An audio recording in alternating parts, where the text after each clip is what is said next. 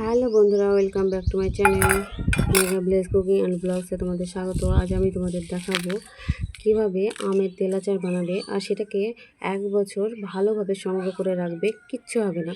তার জন্য আমার পুরো পদ্ধতিটা দেখো। প্রথমেই আমি নিয়ে নিয়েছি 1 কিলো আম, আর আমগুলোকে ভালোভাবে ধুয়ে পরিষ্কার করে নিচ্ছি, কারণ আমগুলো কাটার পরে আর ধোয়া যাবে না। তাই আমি আমগুলো ভালোভাবে ধুয়ে নিচ্ছি।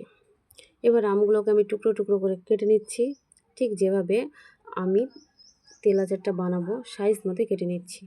এবার আমি নিয়ে নিয়েছি কয়েক রকমের মশলা, যেখানে আছে 2 চা চামচ ধনিয়া, 1 চা চামচ মৌরি, 1 চামচ জিরে, 1 চামচ মেথি, 1 চামচ কালো সরিষা, আর নিয়েছি কয়েকটা শুকনো লঙ্কা।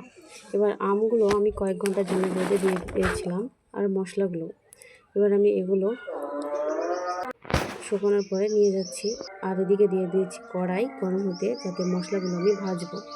এবার আমি মশলাগুলো একসঙ্গে কড়াই দেব, তার আগে দেখে নিচ্ছি কড়াইটা গরম হয়েছে কিনা। কড়াইটা গরম হয়ে গেছে। এবার আমি মশলাগুলো কড়াই দিয়ে দিচ্ছি। এগুলো 1 থেকে 2 মিনিট ভাজবে, বেশি ভাজার দরকার নেই, কারণ বেশি ভাজলে মশলাগুলো পুড়ে যাবে আর আচারটা তেতো তেতো লাগবে, তাই বেশি ভাজার দরকার নেই। এই দেখো 2 মিনিটের মধ্যে আমার ভাজা শেষ। ভাজা হতেই আমি এগুলো নামিয়ে নিয়েছি, আর রেখে দিলাম একটু ঠান্ডা হওয়ার জন্য, কারণ গরম জিনিসটা গুঁড়ো করা যায় না, তাই একটু ঠান্ডা হতে দেবে। আর এদিকে আমি গ্যাসে কড়াই বসে দিয়েছি, তাতে তেল দিয়ে দিয়েছি, তেলটা গরম হওয়ার জন্য। তোমরা তেলটা এখন ইচ্ছে মতো নিতে পারো, এই তেলটা পরে অ্যাড করতে পারবে আমের সঙ্গে।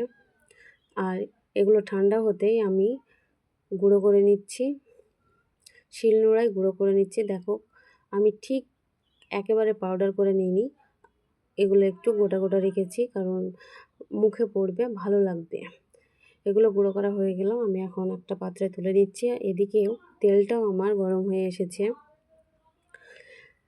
দেখো। এবার আমি তেলে দিয়ে দেবো 1 চিমটি পরিমাণ কালো জিরে। কালো জিরেটা আমি গুঁড়ো করে নিই, তাই এখানে গোটা দিয়ে দিয়েছি, আর এটা গুঁড়ো করতে নেই। আর এবার দিয়ে দেব সেই আমার বানিয়ে রাখা গুঁড়ো মশলাটা। গুঁড়ো মশলাটা দিতে তেলের কেমন ফুটতে লেগেছে দেখো।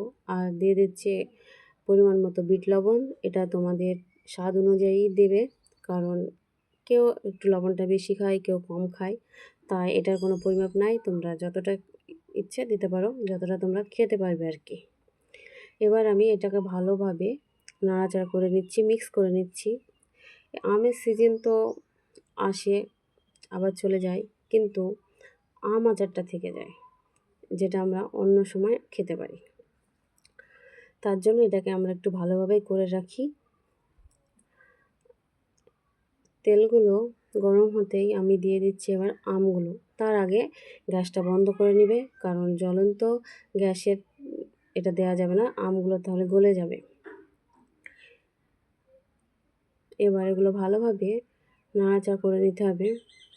তার আগে বলি, যে বয়ামে রাখবে সেই বয়ামটাকে ভালোভাবে ধুয়ে পরিষ্কার করে রোদে শুকিয়ে নিতে হবে, কারণ বয়ামে জল থাকলে এটা ভালো রাখা যাবে না, তাই জলটা ভালোভাবে শুকিয়ে নেবে। এইভাবে যদি একবার বানাও আর বানিয়ে যদি রেখে দাও, তো দেখবে পুরো মায়ের হাতের স্বাদ, খেতে যা দারুণ লাগবে, বাচ্চা থেকে বুড়ো সবাই খেতে চাইবে। একবার বানিয়ে শুধু রেখে দাও। আমি বয়ামটাকে ভালোভাবে ধুয়ে রোদে শুকাতে দিয়েছিলাম, এখন আমি আচারগুলো সেই বয়ামে রেখে দিচ্ছি। আমের সিজন আর আমের আচার না হবে তা কি হয়? আজ তেল আচার দিচ্ছি, এরপরে মিষ্টি আচার দেব। তোমরা কে কী আচার খেতে ভালোবাসো আমায় কমেন্টে জানিও, আর নেক্সট ভিডিও কি হবে, কিসের আচার তোমরা খেতে চাও সেটা আমায় জানিও, আমি বানাবো। আজকের মতো এখানেই, বাই।